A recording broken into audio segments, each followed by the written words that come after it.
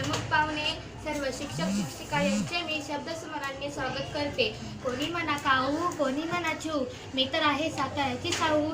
नमस्कार मुलींनो, मी एक 8वीतली विद्यार्थिनी वैष्णवी साळवे. मी आपल्यासमोर सावित्रीबाई शिकताना व शिकवताना काय काय अनुभव आले हे त्यांच्या शब्दात सांगणारी एक छोटीशी नाट्यकथा सादर करते. शेठजी मला शिकवू लागले, पण माझा हात थरथरणारा हात आता लई मजबूत झाला आहे बघा. आणि मी पहिला शब्द शिकले तो म्हणजे शेठजी ते साऊ शिकली, लिहायला शिकली, वाचायला शिकली. माणसं म्हणून बडबडत होती, बाय शिकली म्हणून ग बाय, पुढं जात नाही. पण तो सोन्याचा दिवस उगवला. 1 जानेवारी 1848ला आम्ही मुलांची पहिली शाळा उघडली.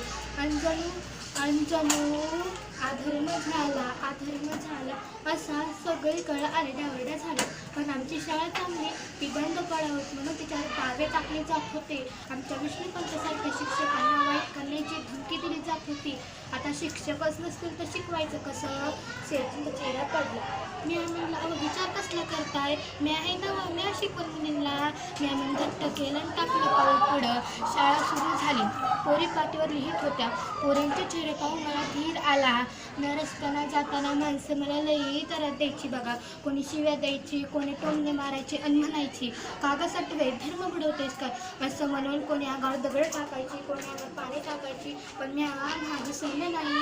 बायांच्या जातीला खणखर असायला पाहिजे. इथं जमलेल्या माझ्या सावित्रींच्या लेखींना पाहून मला लई बरं वाटते बघा. धन्यवाद.